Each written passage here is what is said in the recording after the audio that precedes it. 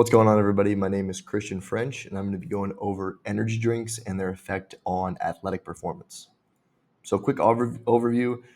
There's been a recent popularity spike in energy drinks in general, but especially with young athletes, especially think of the college athlete who's having to balance an academic workload.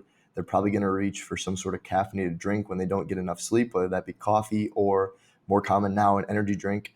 And that has become a lot more common with NIL, name, image, and likeness. There's been more sponsored athletes by energy drink companies like Celsius, and then some of the heavy hitters in the industry, such as Red Bull and Monster, have been sponsoring professional athletes such as MMA fighters, people that race, people that do BMX, sports like that for a long time. Now, it's important to note that some of these results may be a little bit different for health than they do for performance. That's one thing to keep in mind.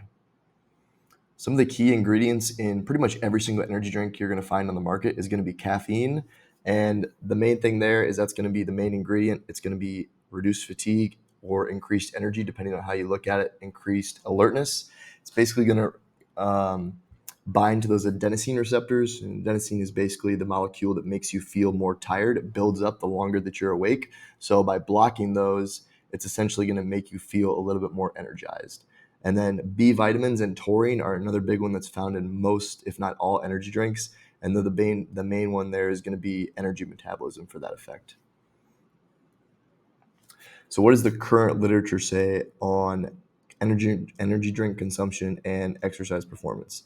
It typically points to energy drinks being an effective source of caffeine for enhanced exercise performance. And like I stated earlier, that's mainly due to the caffeine. It's going to have a similar effect that like coffee would have, or another caffeine containing beverage like tea, although that might be catalyzed a little bit by something like B vitamins, taurine, like we stated earlier, and then some of these other blends that are coming out in some of the newer energy drinks like nootropics and stuff like that.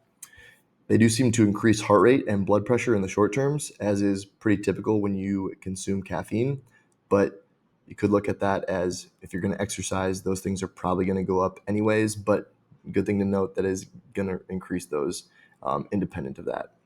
And it does seem to apply to multiple types of sports for that efficacy of enhanced performance. This could be endurance sports, anaerobic sports like weightlifting, or team sports like football or soccer. So some of the effects that are associated with caffeine consumption tend to be increased time to exhaustion. So think for like an endurance runner, increased RPE. So something just feels a little bit easier when you are consuming caffeine versus if you didn't consume it, and increased pain tolerance, which are all typically good things when it comes to exercise performance. Some of the limitations, however, in the current research are a lot of the ingredients in energy drinks haven't been studied together. They've probably been studied by themselves, but because there's new drinks coming out every single year, it's tough to keep up with, okay, a new blend of ingredients, how do they interact together? It just moves too fast. And another thing that's good to know is there's a lack of brand name recognition in the research. Most studies that I found don't really name a specific type or brand of energy drink. So it's tough to kind of know what you're looking at exactly. And like I said, new brands coming out every year. And then the unknown long-term effects of habitual consumption on metabolic and cardiovascular health. And that's not going to be something that we're probably going to know for a little bit now, maybe a couple decades. So some practical recommendations for athletes. Energy drinks do seem to be a viable tool for enhanced exercise performance, mainly due to their caffeine content. One thing to think about is you want to avoid consumption close to bedtime, because caffeine does have a half-life of 2 up to 10 hours, depending on the person. So you don't want to have it too close to bed. Otherwise, it's probably going to mess with your sleep. Usually it's best consumed around 60 minutes prior to exercise. That's usually when it peaks in the blood.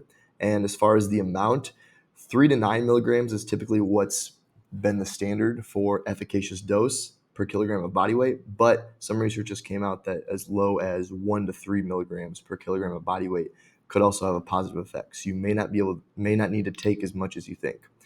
Athletes under 18 should probably use a little bit of extra caution, just because there's not a lot of research on that population for obvious reasons.